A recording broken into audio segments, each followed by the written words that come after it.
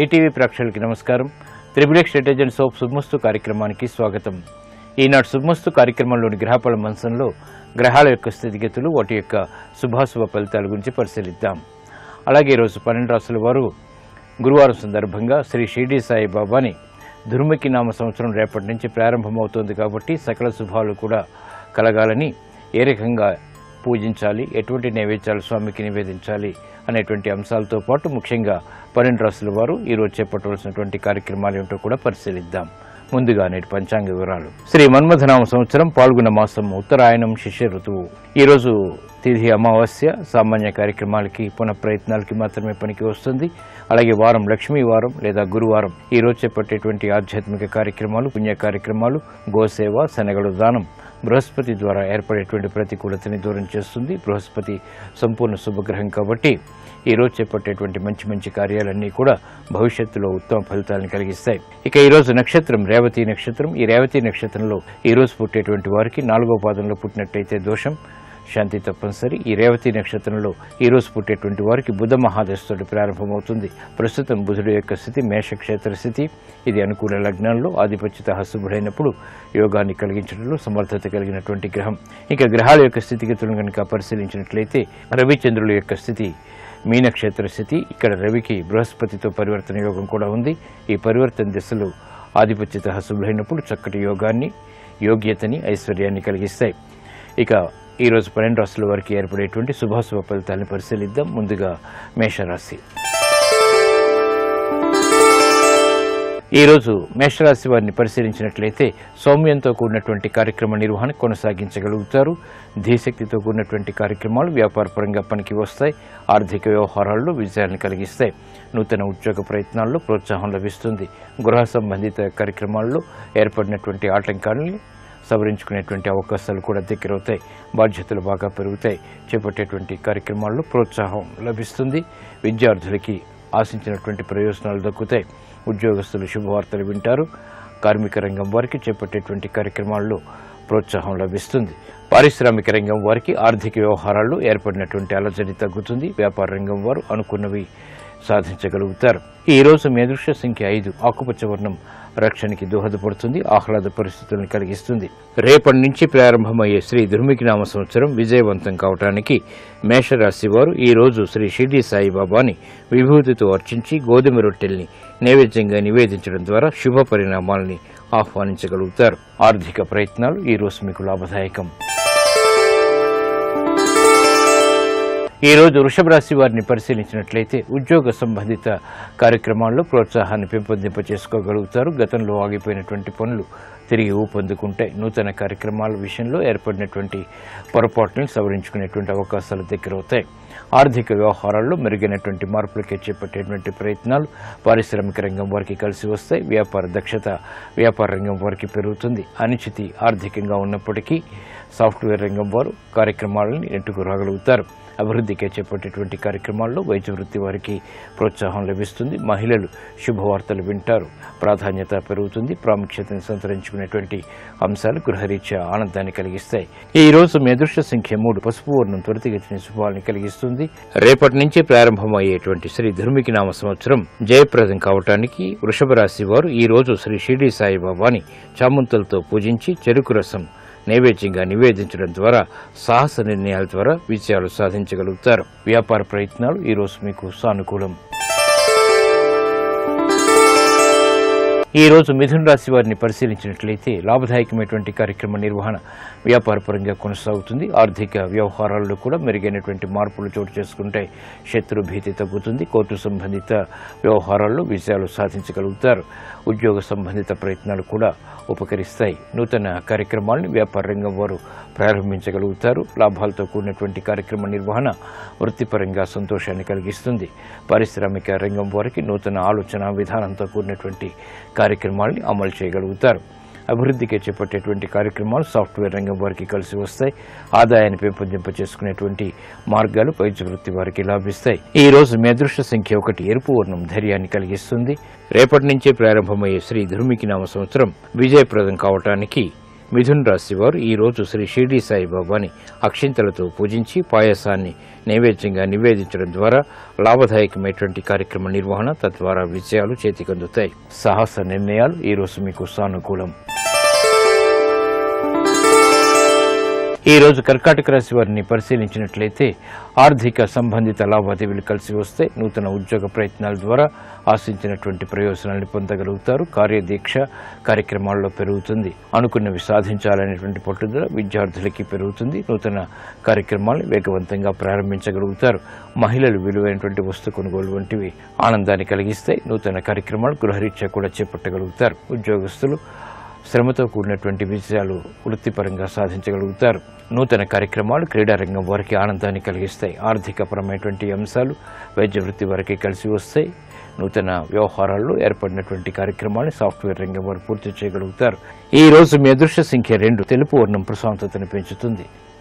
రేపటి నుంచి ప్రారంభమయ్యే శ్రీ దుర్ముఖి నామ సంవత్సరం జయప్రదం కావటానికి కర్కాటక రాశి వారు ఈ రోజు శ్రీ షిరిడి సాయిబాబాని గులాబీలతో పూజించి దద్దోజనాన్ని నైవేద్యంగా నివేదించడం ద్వారా ఆర్థిక పరిస్థితిలో మెరుగైనటువంటి మార్పులు చోటు చేసుకుంటాయి.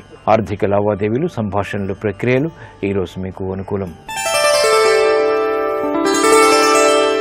ఈ రోజు సింహరాశి వారిని పరిశీలించినట్లయితే ఆర్థిక వ్యవహారాల్లో జాగ్రత్తలు వహించాలి. నూతన కార్యక్రమాలను వేగవంతంగా ప్రారంభించలేకపోతారు. ప్రయాణాల విషయంలో జాగ్రత్తలు వహించాలి. రాజకీయ వ్యవహారాల్లో ఏర్పడినటువంటి పొరపాట్లు రాజకీయ రంగం వారికి తలనొప్పిని కలిగిస్తాయి. నూతన కార్యక్రమాలని చేపట్టలేకపోతారు. అభివృద్ధిగా చేపట్టేటువంటి కార్యక్రమాలు సాఫ్ట్వేర్ రంగం వారికి నత్తనడకగా కొనసాగుతాయి. నూతన వ్యవహారాల్లో ఏర్పడినటువంటి పొరపాట్లు వైద్య వృత్తి వారు సవరించుకోలేకపోతారు. మహిళలు ఆరోగ్య విషయంలో జాగ్రత్తలు వహించాలి. విద్యార్థులు శ్రమతో కూడినటువంటి విజయాలకి చేసేటువంటి ప్రయత్నాలు మాత్రమే లాభిస్తాయి. నూతన కార్యక్రమాలను కార్మిక రంగం వారు మాత్రం ప్రారంభించగలుగుతారు. ఈ రోజు మీ అదృష్ట సంఖ్య 1. ఎరుపు వర్ణం ధైర్యాన్ని కలిగిస్తుంది. రేపటి నుంచి ప్రారంభమయ్యే తెలుగు నూతన సంవత్సరం శుభప్రదం కావటానికి సింహరాశి వారు ఈ రోజు శ్రీ షిరిడి సాయిబాబాని పారిజాతాలతో పూజించి పులగాని నైవేద్యంగా నివేదించడం ద్వారా క్లిష్ట సమస్యలకు పరిష్కారాలు పొందగలుగుతారు. ఆరోగ్య పరీక్షలు ఈ రోజు మీకు మేలును కలిగిస్తాయి. ఈ రోజు కన్యారాశి వారిని పరిశీలించినట్లయితే బలమైన మిత్రుల ద్వారా లబ్ధి చేకూరుతుంది. మానసిక చింతన పెరుగుతుంది. చేపట్టేటువంటి కార్యక్రమాల్లో ఏకాగ్రత పెంపొందింపజేసుకోలేకపోతారు. అభివృద్ధి ఆర్థికంగా ఉన్నప్పటికీ అనిశ్చిత పరిస్థితులు కూడా వెనంటి ఉంటాయి. వ్యాపార రంగం వారు ఆచితూచి నిర్ణయాలు తీసుకోవాలి. ఆర్థిక వ్యవహారాల్లో జాగ్రత్తలు వహించాలి. నూతన కార్యక్రమాన్ని పారిశ్రామిక రంగం వారు వేగవంతంగా ప్రారంభించలేకపోతారు. గృహ విషయాల్లో అనుకూల పరిస్థితులు మహిళలకు ఆనందాన్ని కలిగిస్తాయి. ప్రతిభతో కూడినటువంటి కార్యక్రమ నిర్వహణ విద్యార్థులు చేపట్టగలుగుతారు. సాఫ్ట్వేర్ రంగం వారికి అనుకూల ప్రతికూల పరిస్థితులు సమాంతరంగా ఉంటాయి. చేపట్టేటువంటి కార్యక్రమాలు క్రీడారంగం వారికి ప్రతికూలత, అనుకూలతలను కూడా కలిగిస్తాయి. ఈ రోజు మీ అదృష్ట సంఖ్య 5. ఆకుపచ్చ వర్ణం రక్షణకి దోహదపడుతుంది. రేపటి నుంచి ప్రారంభమయ్యే నూతన సంవత్సరం కన్యా రాశి వారికి శుభప్రదం కావటానికి ఈ రోజు గురువారం సందర్భంగా శ్రీ షిరిడి సాయిబాబాని తులసి దళాలతో పూజించి పరమాన్నాన్ని నైవేద్యంగా నివేదించడం ద్వారా అభివృద్ధి ఆర్థికంగా గోచరిస్తుంది. ఉద్యోగ ప్రయత్నాలు ఈ రోజు మీకు సానుకూలం. ఈ రోజు తులారాశి వారిని పరిశీలించినట్లయితే సంభాషణల విషయంలో జాగ్రత్తలు వహించాలి. స్థిరాస్తి విషయాల్లో చిరు సమస్యలు తలెత్తుతాయి. నూతన కార్యక్రమాలు వేగవంతంగా ప్రారంభించలేకపోతారు. ఉద్యోగ సంబంధిత వ్యవహారాల్లో ఏర్పడినటువంటి పొరపాట్లను సవరించుకోగలుగుతారు. కోర్టు సంబంధిత వ్యవహారాల్లో మాత్రం విజయాలు దక్కుతాయి. నూతన కార్యక్రమాలను న్యాయవాద వృత్తి వారు చేపట్టగలుగుతారు. సాహస నిర్ణయాలకు ఉపక్రమించగలుగుతారు. అభివృద్ధికి చేపట్టేటువంటి కార్యక్రమాలు పారిశ్రామిక రంగం వారికి మొదట ప్రతికూలత, తర్వాత అనుకూలతని కలిగిస్తాయి. వృత్తిలో అభివృద్ధికి చేపట్టేటువంటి కార్యక్రమాలు వైద్య వృత్తి వారికి ఆనందాన్ని కలిగిస్తాయి. శోభతో కూడినటువంటి కార్యక్రమ నిర్వహణ సాఫ్ట్వేర్ రంగం వారు ప్రారంభించగలుగుతారు. ఈ రోజు మీ అదృష్ట సంఖ్య 1. ఎరుపు వర్ణం ధైర్యాన్ని కలిగిస్తుంది. రేపటి నుంచి ప్రారంభమయ్యే శ్రీ దుర్ముఖి నామ సంవత్సరం జయప్రదం కావటానికి తులారాశి వారు ఈ రోజు శ్రీ షిరిడి సాయిబాబాని నందివర్ధనాలతో పూజించి గోధుమ రొట్టెని నైవేద్యంగా నివేదించడం ద్వారా ఆర్థిక వ్యవహారాల్లో మెరుగైనటువంటి మార్పులు చోటు చేసుకుంటాయి. ఆరోగ్య రక్షణ ఏర్పడుతుంది. రాజకీయ నిర్ణయాలు ఈ రోజు మీకు లాభిస్తాయి. ఈ రోజు వృశ్చిక రాశి వారిని పరిశీలించినట్లయితే ఆలోచన సంపత్తి పెరుగుతుంది. నూతన ఆలోచన విధానాల ద్వారా ప్రగతిని సాధించగలుగుతారు. శ్రమతో కూడినటువంటి విజయాలు ఆర్థికంగా చేకూరుతాయి. నూతన కార్యక్రమాల విషయంలో బాధ్యతలు పెరుగుతాయి. కుటుంబ వ్యవహారాల్లో ఏర్పడినటువంటి అలజడి తగ్గుతుంది. అభివృద్ధికి చేపట్టేటువంటి కార్యక్రమాలు పారిశ్రామిక రంగం వారికి ఊరట కలిగిస్తాయి. వ్యాపార రంగం వారికి అనుకున్నవి సాధించగలుగుతారు. ఆర్థిక వ్యవహారాల్లో ఆచితూచి వ్యవహరించడం ద్వారా విజయాలను చేజిక్కించుకోగలుగుతారు. అభివృద్ధి కార్యక్రమాలు సాఫ్ట్వేర్ రంగం వారికి వెన్నంటి ఉంటాయి. నూతన కార్యక్రమాలు వైద్య వృత్తి వారు చేపట్టగలుగుతారు. వృత్తిలో అభివృద్ధి గోచరిస్తుంది. వ్యయం ఉన్నప్పటికీ ఆదాయం కూడా సమాంతరంగా ఉంటుంది. ఈ రోజు మీ అదృష్ట సంఖ్య 3 పసుపు వర్ణం త్వరితగతిని శుభాలను కలిగిస్తుంది. రేపటి నుంచి ప్రారంభమయ్యే తెలుగు నూతన సంవత్సరం జయప్రదం కావటానికి వృశ్చిక రాశి వారు ఈ రోజు శ్రీ షిరిడి సాయిబాబాని కనకాంబరాలతో పూజించి పటిక బెల్లం ఆవు పాలు నైవేద్యంగా నివేదించడం ద్వారా ఆరోగ్య రక్షణ ఏర్పడుతుంది. ప్రతికూల పరిస్థితులు మటుమాయమవుతాయి. ఉద్యోగ ప్రయత్నాలు ఈ రోజు మీకు లాభదాయకం. ఈ రోజు ధనుసు రాశి వారిని పరిశీలించినట్లయితే అభివృద్ధి కార్యక్రమాలు ఆర్థికంగా చేకూరుతాయి. శుభవార్తలు గృహరీత్యా ఆనందాన్ని కలిగిస్తాయి. పట్టుదలతో కూడినటువంటి కార్యక్రమ నిర్వహణ కొనసాగించగలుగుతారు. శక్తి సామర్థ్యాలని ఉపయోగించి చేపట్టేటువంటి కార్యక్రమాల్లో విజయాన్ని సాధించడానికి చేసేటువంటి ప్రయత్నాలు కలిసి వస్తాయి. అభివృద్ధి ఆర్థికంగా పారిశ్రామిక రంగం వారికి కొనసాగుతుంది. అయినప్పటికీ అనిశ్చితి కూడా వెనంటి ఉంటుంది. నూతన కార్యక్రమాల్లో అలజడులు ఉన్నప్పటికీ నెట్టుకు రాగలుగుతారు. వ్యాపార రంగం వారికి అనువైనటువంటి మార్పులు ఆర్థికంగా చేకూరుతాయి. విద్యార్థులు గట్టి కృషితో మాత్రమే రాణించగలుగుతారు. మహిళలు గృహరీత్యా శుభ సంఘటనల్ని ఆహ్వానించగలుగుతారు. సాఫ్ట్వేర్ రంగం వారికి అనుకూల పరిస్థితులు ఉంటాయి. ఈ రోజు మీ అదృష్ట సంఖ్య 3 పసుపు వర్ణం త్వరితగతిని శుభాల్ని కలిగిస్తుంది. రేపటి నుంచి ప్రారంభమయ్యే తెలుగు నూతన సంవత్సరం జయప్రదం కావటానికి ధనస్సు రాశి వారు శ్రీ షిరిడి సాయిబాబాని ఈ రోజు మల్లెపూలతో పూజించి గోధుమ రొట్టెల్ని నైవేద్యంగా నివేదించడం ద్వారా శుభవార్తలు వింటారు. విదేశీ లావాదేవీలు, సంభాషణలు, ప్రక్రియలు ఈ రోజు మీకు లాభదాయకం. ఈ రోజు మకర రాశి వారిని పరిశీలించినట్లయితే ఆర్థిక వ్యవహారాల్లో మెరుగైనటువంటి మార్పులు చోటు చేసుకుంటాయి. సంభాషణ ద్వారా ఆశించినటువంటి ప్రయోజనాలు సాధించగలుగుతారు. మానసిక భీతి కొనసాగుతుంది. చేపట్టేటువంటి కార్యక్రమాలపై వేగవంతమైనటువంటి నిర్ణయాలు తీసుకోలేకపోతారు. పారిశ్రామిక రంగం వారికి ముందు నొయ్యి వెనుకబోయి వంటి పరిస్థితులు ఉన్నా చేపట్టేటువంటి కార్యక్రమాల్లో ఆలస్యంగానైనా విజయాలు సిద్ధిస్తాయి. వ్యాపార రంగం వారికి ఆర్థిక వ్యవహారాల్లో సాహసోపేతమైనటువంటి నిర్ణయాలకు ఉపక్రమించలేకపోతారు. విద్యార్థులు గట్టి కృషితో రాణించగలుగుతారు. శ్రద్ధ విద్య పట్ల తప్పనిసరి. సాహస నిర్ణయాలు మహిళలకు ఉపకరిస్తాయి. గృహ సంబంధిత కార్యక్రమాల్లో శుభ సంఘటనల్ని ఆహ్వానించగలుగుతారు. ఈ రోజు మీ అదృష్ట సంఖ్య 1 ఎరుపు వర్ణం ధైర్యాన్ని కలిగిస్తుంది.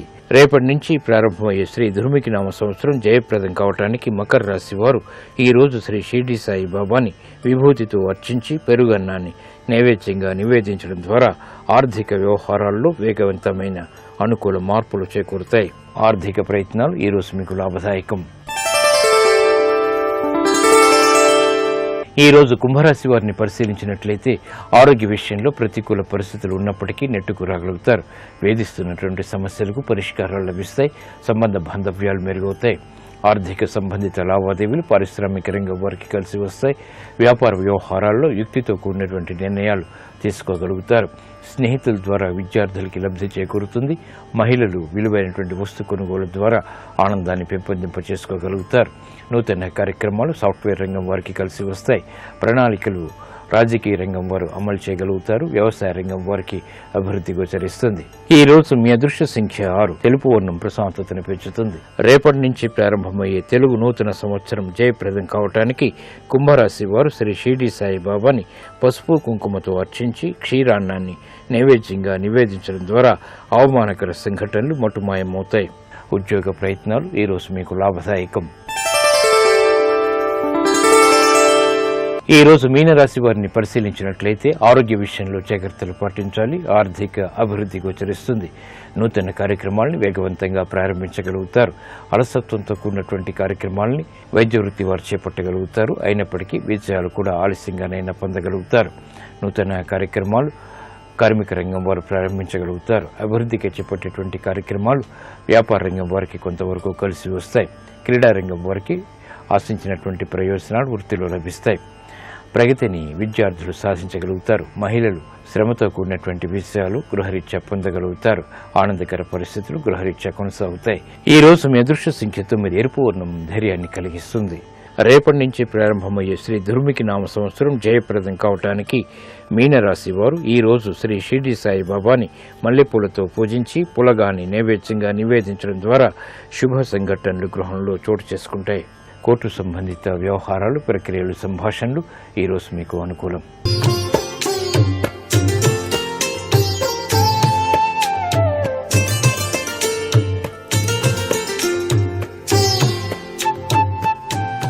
ట్రిపుల్ ఎక్స్ డిటర్జెంట్ సోప్ శుభమస్తు కార్యక్రమంలో గృహబలం అంశానికి స్వాగతం. అందరికీ కూడాను అన్ని విధాల శుభకరమైనటువంటి వాస్తు ప్రభావాల రీత్యా ఆ స్థలాలు ఎంపిక చేసుకొని దాని రీత్యా నిర్మాణాది కార్యక్రమాలు చేపట్టేటువంటి విశేషతత్వం ప్రతి మనిషిలో కూడా దాగే ఉంటుంది. ప్రతి వాళ్ళు కూడాను తాము గృహం కట్టుకునేటప్పుడు చక్కటి గృహం కట్టుకోవాలి అనేటువంటి ఆశయాలు కోరికలతోనే ఉంటారు. చాలామందికి వారి యొక్క అభిరుచికి తగ్గట్టుగా స్థలం గనక లభ్యపడ్డట్టయితే పశ్చిమ దిశకు అత్యధిక ప్రాధాన్యతను కలిగించేటువంటి విధి విధానంలో మనం పాటించవలసిన వాస్తు సూత్రాలు చాలా చక్కగా వివరణ ఇవ్వడం జరిగింది. పడమర దిశ అంటే పడమర వైపు రోడ్డు ఉండి ఆ రోడ్డు ఉన్న వైపే గృహ నిర్మాణాన్ని సాగించటం అన్నమాట. అంటే పడమర వైపు గృహ నిర్మాణాన్ని ప్రారంభించేటువంటి వారు చాలా చక్కటి యోగవంతమైన ప్రభావాన్ని పొందుతారు. అయితే ఆ పడమర వైపు గనక ఏదైనా సరే కాలువ లాంటిది గనక పారుతూ ఉన్నట్లయితే ఆ కాలువ నుంచి 2 అడుగులు లేక 3 అడుగుల దూరంలో స్థలాన్ని వదిలి నిర్మాణం చేసుకోవటం ఉత్తమోత్తమైనటువంటి సత్ఫలితాన్ని ప్రసాదిస్తుంది. పడమర వైపు నైరుతిలో బాగా ఎత్తుగా ఉండి రాళ్ళు గుట్టలు గనక ఉన్నట్లయితే చాలా చక్కటి యోగాన్ని సిద్ధింపజేసుకున్న వాళ్ళు అవుతారు అని కూడా మనకు వాస్తుశాస్త్రంలో చెప్పడం జరిగింది. ఏదేమైనప్పటికీ పడమర దిశ వైపు చెత్తా చెదారం రాళ్ళు మొదలైనవి ఉన్నాయి కదా అని చెప్పేసి చాలామంది భావిస్తారు. కానీ అలా ఉండటం కూడాను మంచిదే వాస్తుశాస్త్రరీత్యా. పడమర వైపు గల ముఖద్వారం ఇతర ద్వారాలకు కేవలం పశ్చిమాభిముఖంగానే ఉంటే మంచి పరిణామాలు సంభవిస్తాయి అని చెప్పేసి గుర్తుపెట్టుకోండి. పశ్చిమం వైపున వాలుగా వరండా ఉండకూడదు. అగ్రభాగానికి ఎత్తైనటువంటి గోడలతో గృహ నిర్మాణం గనక చేపట్టినట్లయితే శుభదాయకంగా ఉంటుంది. పడమర వైపు ఎవరైనా సరే గృహ నిర్మాణం చేసేటప్పుడు కాంపౌండ్ వాళ్ళు చాలా ఎత్తులో నిర్మాణం చేసుకోవటం ఉత్తమం. ఈ కాంపౌండ్ వాళ్ళు పెట్టినప్పటికీ కూడాను 2 గేట్లు పెట్టాలి. మధ్యలో ఒక గేటు అంటే నైరుతి వైపు జరగకుండా అని అర్థం. వాయువ్య వైపు ఒక చిన్న గేటు ఉంచుకొని నిర్మాణాది కార్యక్రమాలు చేపట్టడం చాలా మంచిదిగా మనకు శాస్త్రాల్లో చెప్పారు.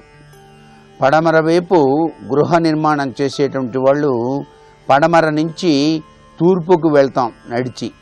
అందుచేత తూర్పు వైపున ఖాళీ స్థలం అత్యధికంగా ఉండేటట్టుగాను, ఉత్తరం వైపు కూడాను ఖాళీ స్థలం చక్కగా ఉండేటట్టుగాను దక్షిణం కంటే అలా గృహాన్ని చక్కగా నిర్మాణం చేసుకున్నట్లయితే చాలా చక్కటి సత్ఫలితాల్ని ప్రసాదింప చేసుకోవడానికి ఆస్కారం అత్యధికంగా ఉంటుంది సుమా అనేటువంటి విషయాన్ని కూడా గుర్తుపెట్టుకోవాలి. పడమర వైపున గల అరుగు ఇంటి ఫ్లోరింగ్ కంటే ఎత్తుగా కట్టడం చాలా మంచిది.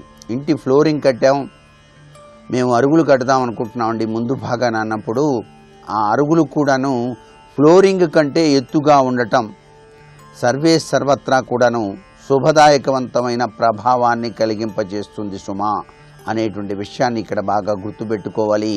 వాస్తుశాస్త్ర రీత్యా పశ్చిమ వాయువ్యంలో మాత్రం అరుగులు అనేటువంటివి ఉండకూడదు. పడమర దిశలో మీరు అరుగులు నిర్మాణం చేసేటప్పుడు నైరుతి వైపే ఎత్తుగా ఇంటి యొక్క ప్లాట్ఫామ్ కన్నా కూడా ఎత్తులో నిర్మాణం చేసుకోవడం ఉత్తమోత్తమం. పశ్చిమ భాగంలోని ఉపగృహం గృహ గర్భం కంటే ఎత్తుగా ఉంటే కీర్తి ప్రతిష్టలు అనేటువంటివి చాలా చక్కగా వస్తాయి అని చెప్పేసి. పడమర వైపున గోడలు ప్రహరీ గోడ ఎత్తుగా ఉంటే శుభ పరిణామాలు సంప్రాప్తమైతాయి. దక్షిణం పడమర ఈ రెండు గోడలు కూడాను ఎత్తుగానే కట్టుకోండి, దానివల్ల నష్టమేం లేదు. పశ్చిమ దిశలో పెద్ద పెద్ద వృక్షాలు గనక ఉన్నట్లయితే శుభం కలుగుతుంది.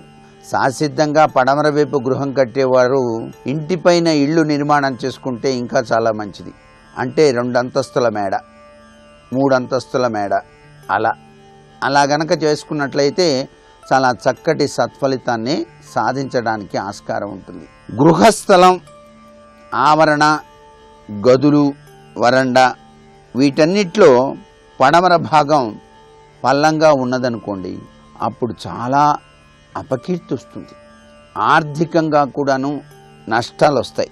పడమర వైపున ఖాళీ స్థలం కంటే తూర్పు వైపు ఖాళీ స్థలం తక్కువగా గనక ఉన్నట్లయితే ఇంట్లో ఉండేటువంటి సంతతికి కించిత్తు హాని కూడాను సంభవించటానికి ఆస్కారం అత్యధికంగా ఉంటుంది సుమా.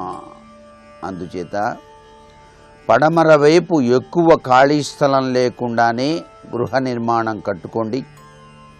తూర్పు వైపు పడమర కన్నా కూడాను ఎక్కువ ఖాళీ స్థలం ఉండేటట్టుగా కొద్దిగా నిర్మాణం చేసుకోండి. పశ్చిమ భాగంలోని కుటీరాలు, అలాగే పర్ణశాలలు మొదలైన వాటి యొక్క ఫ్లోరింగు గృహ గర్భపు లెవెల్ కంటే దిగువకు కనుక ఉన్నట్లయితే అపకీర్తి, ఆర్థికపరమైనటువంటి నష్టాలు సంభవించడానికి ఆస్కారం అత్యధికంగా కనిపిస్తుంది సుమ.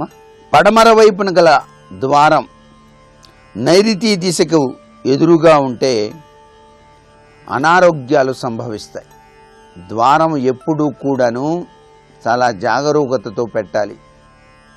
నైరుతి వైపు ఉండేటట్టుగా పడమర దిశలో ద్వారం పెట్టుకోకూడదు. అంటే సింహద్వారం.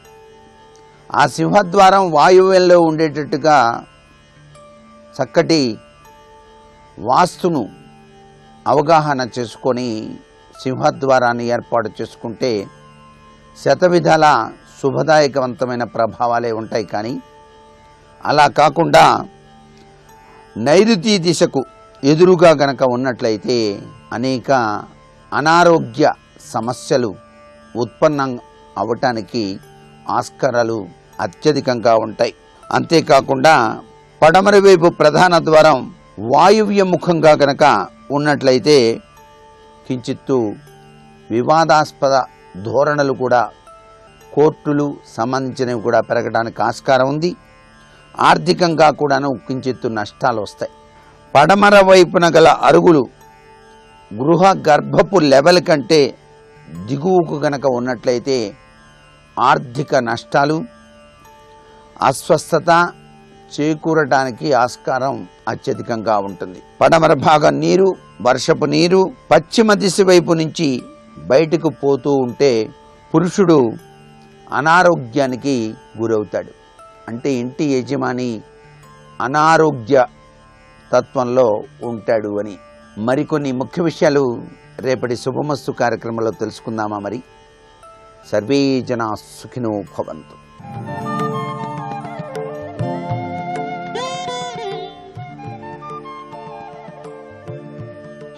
శ్రీరాఘవం దశరథాత్మజమప్రమేయం సీతాపతిం రఘుకులాన్వయరత్నదీపం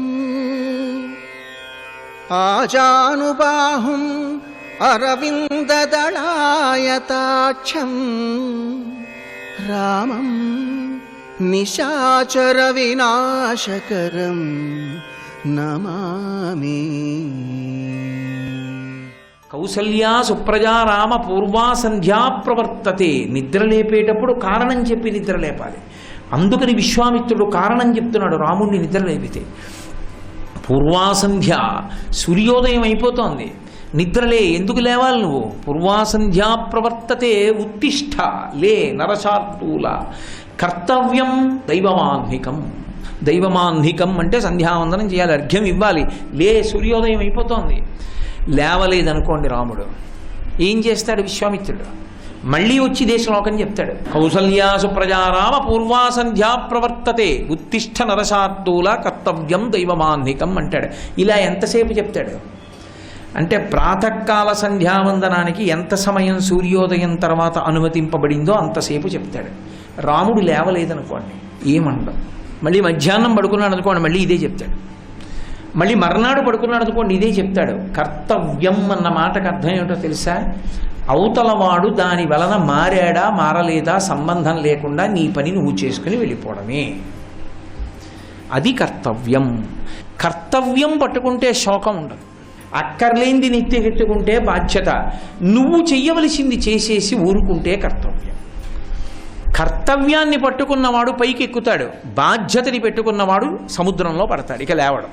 కర్తవ్యం, నువ్వు చెయ్యవలసినది చేసుకుంటూ వెడుతున్నావా, అందుకే ఉండేదేది కర్తవ్యతానిష్ట ఒక్కటే. ఇప్పుడు కర్తవ్యము వలన వచ్చే ప్రథమ ప్రయోజనం ఏమి అంటే శోకం ఉండదు. కోపము లేదు కాబట్టి శోకము లేదు. 14 ఏళ్ళు ఎప్పటికవుతాయి ఇదే బాధ. అప్పటికి 5 రోజులు అయింది రాముడు వెళ్ళి. 5 రోజులు 5 ఏళ్లలా గడిచాయింది కౌసల్య.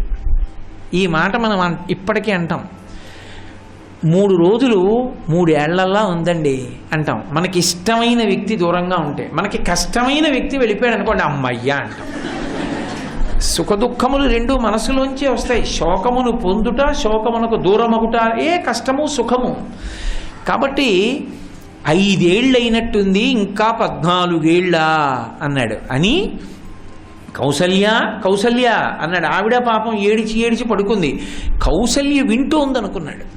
అనుకుని ఇప్పుడు జ్ఞాపకానికి వచ్చింది కౌసల్య, నేను ఎందుకు రాముడు గురించి ఏడుస్తున్నానో, ఇలా ఎందుకు జరిగిందో అని తన చిన్ననాటి వృత్తాంతం చెప్పాడు. తను బాణం వేయడం, మునిబాలకుడి మీదగా మునిబాలకుడు చనిపోవడం, ఈ విశేషాలన్నీ చెప్పాడు. చెప్పి చచ్చిపోయాడు ఏడిచి. చిత్రం ఏమిటంటే ఆయన చెప్తున్నాడు, ఏడుస్తున్నాడు, చచ్చిపోతున్నాడని విన్నవాళ్ళు లేరు. అయోధ్యకాండలో దశరథ మరణం వింటే శోకానికి వశుడైపోయిన వాడి జీవితం ఇంత దుర్భరంగా వెళ్ళిపోతుందా అనిపిస్తుంది. చచ్చిపోయాడని కూడా తెలియదు. వందిమాగతలు వచ్చి మరునాడు రాజద్వారం బయట నిలబడి స్తోత్రం చేశారు రాజుగారికి. కదలిక లేదు. కౌసల్య లేచింది. మహారాజా వందిమాగతలు వచ్చారు, ఇంత స్తోత్రం చేస్తున్నారు, లేవరే అని కనిపింది. కొయ్యబారిపోయి ఉన్నాడు. అప్పుడు ఏడిచారు, తైలద్రోణిలో పెట్టారు శరీరాన్ని. ఆఖరికి ఏమిటి, కొడుకు కూడా దగ్గర లేడు. లేకపోతే భరతుణ్ణి తీసుకురావడం కోసం తైలద్రోణిలో ఉంచారు శరీరాన్ని. ఉంచి వశిష్ఠ మహర్షి కబురు చేశారు భరతుణ్ణి రమ్మని. కాబట్టి శోకము, నేను అందుకే మీతో అన్నది, శోకము తాను చచ్చిపోయేటట్టయినా చేస్తుంది, అది ప్రమాదమే. శోకము వలన తాను చచ్చిపోతాడు, లేదా శోకము ఇంకోడిని చంపేస్తాననేటట్టు చేస్తుంది. ఈ రెండూ ప్రమాదహేతువులే. అందుకే అతిగా శోకానికి వశపడవద్దు రామాయణము యొక్క సందేశం. అదే శ్రీరామాయణంలో, అదే ఇక్ష్వాకు వంశంలో అపారమైన కర్తవ్యతానిష్ట కలిగినటువంటి మహాపురుషులు ఉదయించారు. మహానుభావుడు సగర చక్రవర్తికి లేక లేక లేక లేక ఎంతో తపస్సు చేస్తే హిమాలయ పర్వతాల మీదకి వెళ్ళి మహర్షి యొక్క అనుగ్రహం చేత పుట్టినటువంటి కొడుకు అసమంజసుడు. ఆ అసమంజసుడు మహారాజుకి తెలియలేదు. ప్రతిరోజు సాయంకాలం ఆడుకుంటానని సరయూ నది ఒడ్డుకెళ్ళేవాడు. పిల్లలందరినీ పిలిచేవాడు. పిలిచి ఆ పిల్లలతో ఆడుకుంటూ ఆ పిల్లల్ని పట్టుకుని ఎత్తి సరయూ నదిలోకి విసిరేసేవాడు. వాళ్ళ ఆ నదిలో కొట్టుకుపోతూ పెద్ద పెద్ద అరుపులు అరుస్తూ ఏడుస్తుంటే తను ఒడ్డును నిలబడి నవ్వుతూ సంతోషించేవాడు. కొంతమంది పిల్లలు కొట్టుకుపోయారు, కొంతమంది పిల్లలు ఒడ్డుకొచ్చారు. రాజుగారి కొడుకు లేక పుట్టాడని ఉపేక్షించారు. కానీ కొంతమంది పిల్లలు మరణించాక రాజుకి సమాచారం అందింది. ఏవం పాప సమాచార సజ్జన ప్రతిబాధక పౌరాణామిహతోయుక్తో పుత్రో నిర్వాసిత పురాత్ అన్నారు మహర్షి బాలకాండలో.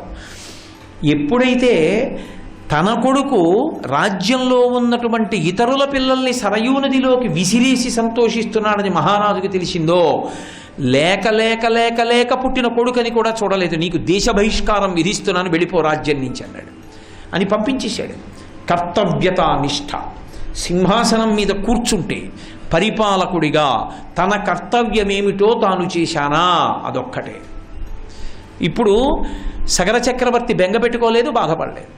నేను నా కర్తవ్యం చేశానా లేదా, వాడు ఉండవలసినట్లు వాడు లేడు, నేను ప్రేమతో వాడిని అక్కును చేర్చుకుంటే నేను రాచరికానికి తగిన వాడను కాను, అందుకే నేను వాడిని దేశ బహిష్కారం వేస్తున్నాను అన్నాడు. కొడుకుని పంపించేశాడు. అసమంజసుడిని పంపించి అసమంజసుడి కొడుకు అంశుమంతుణ్ణి తన దగ్గర ఉంచుకున్నాడు. అంతటి కర్తవ్యత నిష్ట కలిగిన మహాత్ములు ఉదయించారు. ఎక్కడుంటుందంటే విచిత్రం, శోకానికి వశుడైపోవడం ఒకెత్తు. శోకానికి నువ్వు వశుడవైపోతున్నావని ఎవరైనా చెప్పినప్పుడు వెంటనే జాగ్రత్త పడి పరమ ప్రమాదకరమైన దాంట్లోకి వెళ్ళిపోతున్నానని బయటికి వచ్చేయడం ఒకెత్తు. శోకమునకు వశుడు కావడం తప్పు కాదు, ఎందుకంటే తనకి తెలిసి వశుడవడం. వశుడైపోతున్నా శోకించవద్దు అని చెప్పారనుకోండి, శోకించకుండా ఉండగలగాలి. అసలు నేను ఒక మాట మీతో చెప్పవలసి వస్తే, సమస్త శాస్త్రముల యొక్క హితోపదేశము శోకించవద్దు. భగవద్గీతలో అర్జునుడికి కృష్ణ పరమాత్మ చెప్పింది ఏమిటి? ఎందుకయా ఏడుస్తావు, ఏడవద్దు అని కదా ఆయన చెప్పినా అదే చెప్పాడు. అందుకని రామచంద్రమూర్తి అంతటి వారు కూడా రామాయణంలో ఈ శోకానికి వశుడయ్యాడు. ఒకప్పుడు దశరథ మహారాజు గారు చచ్చిపోయాడని వార్త వచ్చింది అరణ్యంలో ఉండగా, ఏడిచాడు కానీ శోకమునకు వశుడు కాలేదు. అందుకే కర్తవ్యం చేశాడు. జలాంజలులు ఇస్తున్నాను అన్నాడు. వెంటనే నీళ్లు పట్టుకుని ఉదకతర్పణం చేశాడు. తను ఏది తింటున్నాడో దానితో తద్దినం పెట్టాలి. తను గారపిండి తింటున్నాడు, అందుకని గారపిండి ముద్దలతో తద్దినం పెట్టాడు తండ్రికి. ఎక్కడ శోకానికి వశుడైపోయాడో తెలుసా? దేవతలు పెట్టిన పరీక్ష. రాజ్యం పోయింది, శోకమునకు వశుడు కాలేదు. తండ్రి చనిపోయాడు, శోకమునకు వశుడు కాలేదు. ఏం చేస్తే శోకానికి వశుడైపోతాడు? 13 ఏళ్ళు అయిపోతున్నాయి, వెనక్కి తిరిగి వచ్చేస్తాడు. ధర్మమూర్తి రావణ సంహారం ఎలా అవుతుంది? రాముడికి కోపం రావాలంటే, రాముడు అదుపు తప్పిపోవాలంటే ఏం చేస్తే జరుగుతుంది? ఏ కారణానికి కోపం పట్టుకుంటాడు అన్నది చూడాలనుకున్నారు. సీతమ్మ జోలికెడితే వాళ్ళకి అనుమానం వచ్చింది, అందుకు పంపించారు కాకాసురుణ్ణి. యథార్థంగా అదే జరిగింది అరణ్యకాండలో. అప్పటి వరకు ఎప్పుడు శోకమునకు వశుడవనటువంటి రామచంద్రమూర్తి సీతమ్మ తల్లి యొక్క అపహరణము జరిగిన తరువాత శోకమునకు వశుడైపోయాడు. గోదావరిని అడిగాడు, ఏది సీతమ్మ, ఎవరు తీసుకెళ్లారు, ఎటు తీసుకెళ్లారు చెప్పమన్నాడు. గోదావరి పలకలేదు, రావణాసురుడికి భయపడి ఎక్కడ తనని నిగ్రహిస్తాడో అని. పర్వతములు చెప్పలేదు, చెట్లు చెప్పలేదు, ఇతర ప్రాణులు చెప్పలేదు, ఆఖరికి నోరు లేని మృగాలు చెప్పేశాయి రాముడి బాధ చూడలేక. అవి మోరలెత్తి అరుస్తూ దక్షిణ దిక్కుకు పరిగెత్తాయి. ఓ, ఈ సూచనని బట్టి రావణాసురుడు దక్షిణ దిక్కుగా సీతమ్మని తీసుకుపోయాడని రాముడు గ్రహించాడు. ఎవ్వరూ చెప్పలేదు. చెప్పకపోతే రాముడికి కోపం వచ్చేసింది. సీతమ్మ కనపడలేదన్న శోకంలోంచి వచ్చిన కోపానికి వశుడైపోయి ఎన్నడూ ఆయన నోటి వెంట రాని మాటలు కొన్ని వచ్చేసాయి అరణ్యకాండలో. యథాజర యథామృత్యు. లోకంలో ముసలితనం రాకుండా ఆపడం ఎవడికి సాధ్యం కాదు. అలాగే మరణం రాకుండా ఎవడు ఆపుకోగలడు? ఎవడూ ఆపుకోలేడు. యథాకాలో. కాలము కదిలిపోకుండా ఎవడాపగలడు? నాకు ఇష్టమని ఈ క్షణాన్ని ఆపలేను, నాకు ఇష్టం లేదని వేరొక క్షణాన్ని రాకుండా ఉంచలేను. కాలము నడిచి వెళ్ళిపోతుందంతే. యథాకాలో యథావిధి. విధి అంటే పరమేశ్వరుడు ఏది జరగాలని సంకల్పం చేశాడో దాన్ని ఆపడం ఎవరికీ సాధ్యం కాదు. ఏతత్తు నియతం సర్వం మయచానుత్తమం యశాహ. ఇన్నాళ్ళు నాకు కీర్తి ఉంది లక్ష్మణ, వృద్ధాప్యాన్ని ఆపలేనట్టు, మృత్యువుని ఆపలేనట్టు, కాలాన్ని ఆపలేనట్టు, విధిని ఆపలేనట్టు నన్ను ఇప్పుడు ఎవరు ఆపలేరు. సీతమ్మ యొక్క జాడ చెప్పలేదు కాబట్టి, నాకింత శోకం కలిగింది కాబట్టి ఎవరూ సుఖంగా ఉండడానికి వీల్లేదు ఈ లోకంలో. నా నారాచ బాణములతో ఈ లోకాన్నంతటినీ కట్టేస్తున్నాను. ఇక దేవతల దగ్గర నుంచి మనుష్యుల వరకు, పక్షుల వరకు ఎవరూ కదలడానికి వీల్లేదు. లోకాలన్నిటినీ లయం చేస్తున్నాను. నేను ఓర్పు పడితే చేతకాని వాడిని అనుకుంది సృష్టి. ఓర్పుకి చేతకానితనానికి ఉన్న తేడా ఏమిటో చెప్పాలనుకుంటున్నానని కోదండం తీసుకున్నాడు. చూశాడు మహానుభావుడు లక్ష్మణస్వామి. అమ్మో, అన్నయ్య శోకానికి వశుడైపోయాడు. ఈ శోకంలోంచి అన్నయ్య కోపం లోకాల్ని లయం చేసినా చేసేస్తుంది అనుకున్నాడు. గబగబా వచ్చి కాళ్ళ మీద పడిపోయి అన్నయ్య, పురాభూత్వా మృదుర్దాంతః సర్వభూతహితే రతః నక్రోధవశమాపన్నః ప్రకృతిం మాతుమర్హసి. అన్నయ్య, నీ స్వభావం ఇది కాదు. నువ్వు చాలా దయ కలిగినటువంటి వాడివి, నువ్వు శోకాన్ని దగ్గరికి రానిచ్చేటటువంటి వాడివి కావు, కర్తవ్యతానిష్టతో ఉండేటటువంటి వాడివి. అటువంటి వాడివి పురాభూత్వా మృదుర్దాంతః, ఎంతో మృదువైన స్వభావంతో సర్వభూతహితేరతః, సర్వభూతముల యొక్క హితాన్ని కోరుకునేవాడివి. అటువంటి నువ్వు ఇవాళ నక్రోధ వశమాపన్న, ఇంత క్రోధం వచ్చింది ఏటనయా నీకు, వదిన కనపడలేదని, ఆ శోకంలోంచి ఇంత కోపమా? ప్రకృతిం హాతుమర్హసి, నువ్వు ఈ ప్రకృతిని అంతటినీ లయం చేసేస్తావా ఏమి? ఏకస్యనాపరాధేన లోకాన్ హంతుర్హార్హసి, ఎవడో ఒక్కడనయా సీతమ్మను అపహరించింది, వదినిని అపహరించిన వాడెవరో వాణ్ణి వెతికి చంపుదాం, అది మన క్షాత్రధర్మం. వాడెవరో తెలియలేదు కాబట్టి, ఎవరూ చెప్పలేదు కాబట్టి లోకాలన్నిటినీ లయం చేసేస్తావా? ఎందుకనయా గురువులు నీకు ధనుర్వేదం ఇచ్చింది? చేయవచ్చాలాగా? పడిపోయాడంతే కాళ్ళ మీద. చంద్రే లక్ష్మీ సూర్యే ప్రభా గతిర్వాయౌ భువి క్షమాహ ఏతత్తు నియతం సర్వం త్వయిచానుత్తమం యశాహ. చంద్రుడు అంటే కాంతి, చల్లటి కాంతి వస్తుంది. సూర్యుడు అంటే వెలుతురు వేడి వస్తాయి. వాయువు అంటే కదులుతుంది. భూమి ఓర్పు. రాముడు కీర్తి. త్వయిచానుత్తమం యశాహ, నీ రాముడు అన్న పేరు చెప్తే లోకం అంతా ఓ మాట అంటుంది, మర్యాదా పురుషోత్తముడు అంటుంది. అంతటి కీర్తి గణించిన వాడివి, స్వచ్ఛమైన కీర్తి. కర్తవ్యతానిష్టతో ఉండడం తప్ప చేతిలో అస్త్రాలు ఉన్నాయని ఎవరి మీద పడితే వాళ్ళ మీద ప్రయోగించమని పేరు. అటువంటి వాడివి వాళ్ళ శోకానికి వశుడవైపోయి, అన్నయ్య ప్రకృతిని అంతటినీ పాడు చేస్తావా అని అడిగాడు. అంతే. వెంటనే తమ్ముడా నువ్వు చెప్పింది సత్యం, ఎవడు సీతాపహరణం చేశాడో వాణ్ణి వెతుకుతాం, వాణ్ణి సంహారం చేద్దాం పద అని బయలుదేరాడు. శోకమునకు వశుడైపోవడం ఒకెత్తు, తాను శోకమునకు వశుడైనప్పటికీ ఆ శోకమునకు వశుడైనప్పుడు అవతల వారు వచ్చి ఒక మాట చెప్పినప్పుడు దాంట్లోంచి పైకి రాగలిగిన ప్రజ్ఞ ఒకెత్తు. ఆ ప్రజ్ఞ ఉన్నవాడు నిలదొక్కుంటాడు. మళ్ళీ ఆ నిలదొక్కుకోలేకపోతే దానికి వశుడయ్యాడో అదేం సంతోషకారకం కాదు. దాని వలన కొంతకాలానికి తానే పడిపోతాడు. అది రిపుహు, అది శత్రువు, కాబట్టి అది కబళిస్తుంది యువతలవాడిని. అందుకని శోకమునకు వశుడు కాకూడదు, నిత్యోత్సాహి అయి ఉండాలి తప్ప నేను చచ్చిపోతానన్న మాట రాకూడదు నోటి వెంట. శ్రీరామాయణంలో నిష్పక్షపాతంగా నడుస్తుంది రామాయణం. నరుడి కథ అని నేను మీతో అందుకే చెప్పాను. నరుడు కష్టం వచ్చినప్పుడు ఏ స్థితులను పొందుతాడో రామాయణంలో వ్యక్తులు అదే స్థితిని పొందుతుంటారు. సీతమ్మ అంతటిది శోకానికి వశమైపోయింది. ఒక చోట వశమైపోయి ఆవిడ ఎంత కష్టంలో ఉందో చెప్పి నోటి వెంట అనకూడని మాట వచ్చేసింది ఆవిడికి. నే చచ్చిపోతానంది ఆవిడ. సుందరకాండలోకి వెళ్ళేటప్పటికీ సీతమ్మ తల్లి ఒక మాట ఉంది, నూనం సకాలో మృగరూపధారి మామల్పభాగ్యాం లులుభేతదానీం యత్రార్యపుత్ర విసర్జమూఢ రామానుజం లక్ష్మణ పూర్వజంచ అంది. అరే ఇన్ని కష్టాలు పడుతున్నాను, చుట్టూ రాక్షస స్త్రీలు నిలబడ్డారు, నేను బ్రతికుండగానే నా శరీర అవయవాల్ని వాటా వేసేసుకుంటున్నారు. రావణాసురుడికి వెళ్ళి ఆ కాంత చచ్చిపోయిందని చెప్దాం, తినేయండంటాడు, ముక్కలు చేసుకు తినేద్దాం, నృత్యం చేద్దాం, చేసి ఈవిడ యొక్క మాంసాన్ని తిందామని ఒకళ్ళు నా కడుపు కావాలన్నారు, ఒకళ్ళు ఆవిడ తొడలు కావాలన్నారు, ఒకళ్ళు గుండెలు కావాలన్నారు, ఒకళ్ళు ప్లీహము కావాలన్నారు, ఒకళ్ళు ఊపిరితిత్తులు కావాలన్నారు. తర్వాత దెబ్బలాడుకోవద్దు, ఇప్పుడే వాటాలని వాటాలు వేసేసుకున్నారు. అంత అవన్నీ విని బాధ చెందిన ఆవిడ ఎంత శోకాన్ని పొందిందంటే అది రాక్షసత్వం అంటే. అక్కడ తాను కోరుకున్నట్టు బ్రతకడానికి ఉండదు, అటువంటి బ్రతుకు లేక చావడానికి ఉండదు. కాబట్టి ఇప్పుడు ఆవిడ ఆ కష్టంలో ఆ శోకాన్ని తట్టుకోలేక ఒక మాట అంది, నూనం సకాలో మృగరూపధారి మా మల్పభాగ్యాం లులుభేతదానీం యత్ర ఆర్యపుత్ర విసర్జమూఢ రామానుజం లక్ష్మణ పూర్వజంచ. నేను మోసపోయాను, కాలము నన్ను లోభపెట్టింది మృగరూపంలో వచ్చి.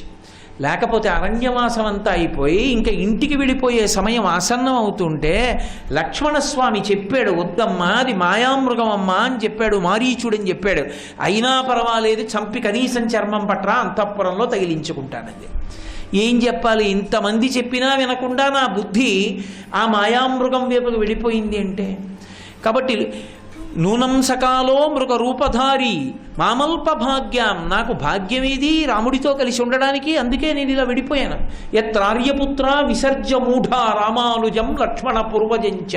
రామలక్ష్మణులు ఇద్దరినీ విడిచిపెట్టుకున్నాను. పోని రాముడిని విడిచిపెట్టి ఊరుకుందా? తీరా పర్ణశాలలోకి వచ్చిన తర్వాత రాముడి కంఠంతో మారీచుడు ఇచ్చాడని లక్ష్మణస్వామిని పంపించేసి, లక్ష్మణస్వామిని పంపించేయడం వల్ల రావణాసురుడు అపహరించి తెచ్చాడు. కాలము మృగరూపంలో వచ్చి నన్ను లోభపెట్టి ఇంతటి శోకానికి గురి చేసింది. ఒక్క తప్పు ఎంత పని చేసిందని. తను చేసిన ఒకే ఒక్క తప్పు, ఒకే ఒక్క కోరిక మహాతల్లి అంతకాలం ఒక్కటి రాముణ్ణి అడిగింది లేదు. బాలేన రమతే సీతా బాలచంద్ర నిభానన రామ రామే యదీనాత్మ విజనేపి వనీసతి అని అరణ్యంలో కూడా రాముడితో కలిసి సంతోషంగా అయోధ్యలో ఉన్నట్టు ఉంది తప్ప ఒక్కటి అడిగింది లేదు. ఆవిడ అడిగిందా ఒక్క మృగాన్ని అడిగింది, కాంచన మృగాన్ని. ఇన్నాళ్ళు అడగని దాన్ని ఆ మృగాన్ని అడగడం ఏమిటి? వద్దు వద్దు అంటున్నా పట్టుపట్టడం ఏమిటి? పట్టు పట్టినందుకు నేను చేసిన తప్పుకి ఇదిగో ఇంత ప్రారంధం అనుభవిస్తున్నాను, ఆఖరికి నాకు ఇంకా బ్రతకాలని లేదు అని ఆవిడంది. ఆ కోపం వచ్చేస్తే శోకంలోంచి ఎంత మాటైనా వస్తుంది. ఆవిడంది, ఇంతకాలం నుంచి నేను నియమశ్చ ధర్మే పతివ్రతాత్వం విఫలం మమేదం కృతం కృతఘ్నేశ్వరం అనుషాణం అంది. కృతఘ్నుడైన వాడికి ఉపకారం చేస్తే వాడు మరిచిపోయినట్టుగా రాముణ్ణి ఉపాసన చేస్తూ నా భర్తయే నా దైవమని చెప్పి నియమాలు పాటిస్తూ భూమి మీద పడుకుని ఏక జటతో ఇంతకాలం నుంచి తపస్సు చేశాను. రాముడు అనుగ్రహించలేదు, రాలేదు. కృతఘ్నేశ్వరం అనుషాణం, కృతఘ్నుడికి ఉపకారం చేసినట్టు రాముడి గురించి నేను చేసిన ఉపాసన అంతా నశించిపోయింది. కాబట్టి నేనుండను అంది. అని శోకము ఎక్కడికి వెళ్ళిపోయిందంటే నేను చచ్చిపోతానంటాడు. సరే కారణం ఏదవనివ్వండి, ఆవిడ చనిపోతానని నిర్ణయం తీసేసుకుని చచ్చిపోవడానికి ఏముంది అక్కడ? వాడేం కత్తి ఇవ్వడు, కంప ఇవ్వడు చావడానికి. ఎందుకంటే ఆవిడ చావడం వాడికి ఇష్టం ఉండదు. ఎక్కడ విపరీత కామం ఉందో ఆ వస్తువుని వదులుకోవడానికి వాడు ఇష్టపడ్డాడు. అందుకని ఆవిడ్ని చావనివ్వడు. అందుకే ఆవిడ చేసేది లేక ఉద్బధ్యవేణ్యుద్గ్రధనేన శీఘ్ర అహంగమిష్యామి యమస్య మూలం అని నేను యమస్థానానికి వెళ్ళిపోతున్నానని చెప్పి శాఖాగృహీత్వాధ నగస్యతస్య అక్కడ ఉన్నటువంటి పూచిన శిశుపావృక్షపు కొమ్మని కిందకి లాగి తన జటనే తీసి ఉరిపోసేసుకొని కంఠం చుట్టూ తిప్పేసుకుని ఆ కొమ్మ కట్టేసింది. అంటే ఇప్పుడు కొమ్మ పైకి లేచిపోతే దానికి వేలాడిపోయి శరీరం వదిలిపెట్టేస్తారు. ఇంత ఉరిపోసేసుకుంటూ ఉంటే ఆవిడికి దైవానుగ్రహం ఉన్నది కనుక ఎక్కడో ఆవిడ చేసిన ఉపాసన ఫలించాలి. నరుడి కథగా విన్నప్పుడు అలాగే చెప్పవలసి ఉంటుంది. మహాపతివ్రత కాబట్టి ఆవిడ పాతివ్రత్యం ఎక్కడికి పోతుంది? ఆవిడని రక్షించాలి. అందుకే హనుమ కూడా మాట్లాడక ముందే ఆవిడకు శకునం కనపడింది. ఆవిడ యొక్క కన్ను, ఎడం కన్ను అదిరింది. తస్యాశుభం వామరాళపక్ష్మ రాజీవృతం కృష్ణ విశాల శుక్లం ప్రసందతైకం నయనం సుకేస్య మీనాహతం పద్మ వివాభితామ్రం అన్నారు మహర్షి. ఆమె ఎడమకన్ను ఎదిరితే ఎడమకన్ను ఎదిరింది అని చెప్పలేదు మహర్షి. ఎక్కడో మంచి సరోవరం నిండా నీళ్లు, ఆ సరోవరంలో ఓ తామర పువ్వు, లోపలికి కాడ ఉంది, ఆ నీటి మీదకి పువ్వు ఉంది. ఇప్పుడు నీటి మీద పువ్వు ఉండి నీటి లోపలికి కాడ ఉంటే కాడ కనపడదు, పువ్వు కనపడుతుంది. ఈ నీటి లోపల ఉన్న కాడ పక్కకి అటుగా ప్రయాణిస్తూ వచ్చినటువంటి ఒక చేప నిలబడి మళ్ళీ వెళ్ళిపోయేటప్పుడు తోక ఇలా ఊపితే ఆ ఊపిన తోక కాడని తగిలితే ఆ కాడ మీద ఉన్న పువ్వు కదిలితే ఎంత అందంగా కదులుతుందో అమ్మవారి కన్నంత అందంగా కదిలిందన్నారు. తస్యాశుభం వామరాళపక్ష్మ రాజీవృతం కృష్ణ విశాల శుక్లం ప్రసందతైకం నయనం సుకేస్య మీనాహతం పద్మ వివాభితామ్రం. సరే మహానుభావుడు స్వామి హనుమ పైన ఉన్నారు కాబట్టి వెంటనే రామకథ చెప్పి ఆవిడికి మళ్ళీ జీవితం మీద ఆశ చిగురింపచేశారు. ఆమె పాతివ్రత్యం ఆవిడ్ని కాపాడి. కాబట్టి శోకమునకు బాగా వశుడైపోయాడా? ఎంతటి వాడు కూడా నేను చచ్చిపోతానంటాడు. ఏ సామాన్యులం లేదు రామాయణంలో ఈ మాట. సీతమ్మ అంతటిదంది. సీతమ్మ కాదు, స్వామి హనుమన్నారు. అది విచిత్రం. ఎవరు? మనోజవం మారుతతుల్య వేగం జితేంద్రియం బుద్ధిమతాం వరిష్టం వాతాత్మజం వానరయూధముఖ్యం శ్రీరామదూతం శిరసానమామి రామాయణ మహామాల రత్నం వందే అనిలాత్మజం. అటువంటి వాడు నేను చచ్చిపోతానన్నాడు ఆయన కూడా. ఎక్కడ? తీరా వెళ్ళారు, లంకాపట్టణం అంతా వెతికేశారు. చతురంగుళమత్రోపి నామకాశస్య విద్యతే రావణాంత పురే తస్మిన్ యంకపిర్న జగాయ సహా అన్నారు. 4 అంగుళాలు విడిచిపెట్టకుండా లంకాపట్టణం అంతా వెతికేశారు. ఎక్కడా కనపడలేదు సీతమ్మ. కాబట్టి సీతమ్మ ఇక్కడ లేదు. బహుశా సీతమ్మని తీసుకొచ్చేటప్పుడు చనిపోయి ఉంటుంది, సముద్రంలో పడిపోయి. లేకపోతే రాక్షస స్త్రీలు తినేసి ఉంటారు అనుకున్నారు. అనుకుని చిచి ఇంకా తిరిగి వెళ్ళడం అనవసరం, నేను చచ్చిపోతానన్నారు. అని అందుకు చదువుతారు. సుందరకాండ వినడానికి, సుందరకాండ పారాయణ చెయ్యడానికి ఏ కారణానికి చేస్తారో తెలుసా? ఈ శ్లోకం కోసమే చేస్తారు. పారాయణలో ఈ శ్లోకం వచ్చినప్పుడు ఈ శ్లోకం చదువుకుంటే అప్పటి వరకు ఏ కష్టం చేత కుంగిపోతున్నాడో ఆ కష్టానికి విరుగుడు కూడా మనసులోనే ప్రచోదనం అవుతుంది. అందుకు చదువుతారు సుందరకాండ. అసలు ఆయువు పట్టు ఈ శ్లోకమే. అనిర్వేద శ్రియోమూలం అనిర్వేద పరం సుఖం అనిర్వేదో హి సతతం సర్వార్థేషు ప్రవర్తక కరోతి సఫలం జన్మో కర్మయత్తత్ కరోతి సహ తస్మాత్ అనిర్వేద కృతం యత్నం చేష్టేహిముత్తమం అన్నారు. అనిర్వేద శ్రియోమూలం, మనిషి శోకాన్ని పొందకుండా ఉండడమే సమస్తమైనటువంటి ఐశ్వర్యమునకు కారణం. అనిర్వేద శ్రియోమూలం అనిర్వేద పరం సుఖం. అసలు మనిషి శోకాన్ని పొందకుండా ఉండడమే సుఖములలో కల్లా పెద్ద సుఖము. అసలు సుఖంగా ఉండడము అన్న మాటకు అర్థం ఏమిటంటే శోకానికి దగ్గరగా లేకపోవడం, శోకస్పర్శ లేకపోవడం. కాబట్టి అనిర్వేద శ్రియోమూలం అనిర్వేద పరం సుఖం అనిర్వేదో హి సతతం సర్వార్థేషు ప్రవర్తక. ఏదైనా సాధించగలగాలి అంటే ఒక్కటే ఒక్క మార్గం ఉంటుంది, శోకమునకు వశుడు కాకుండా ఉండడమే. తస్మాద్ అనిర్వేద కృతం యత్నం చేష్టేహిముత్తమం కరోతి సఫలం జన్మో కర్మయత్తత్ కరోతి సహా. నా జన్మని సార్థక్యం చేసుకుంటాను. ఎలా సార్థక్యం చేసుకుంటాను అంటే శోకమునకు వశుడను కాకుండా మళ్ళీ వెతుకుతాను. ఎన్ని మాటలు వెతుకుతాను? సీతమ్మ దొరికే వరకు వెతుకుతూనే ఉంటాను లంక అంతా. సర్వం శ్రీ ఉమామహేశ్వర పరబ్రహ్మార్పణమస్తు.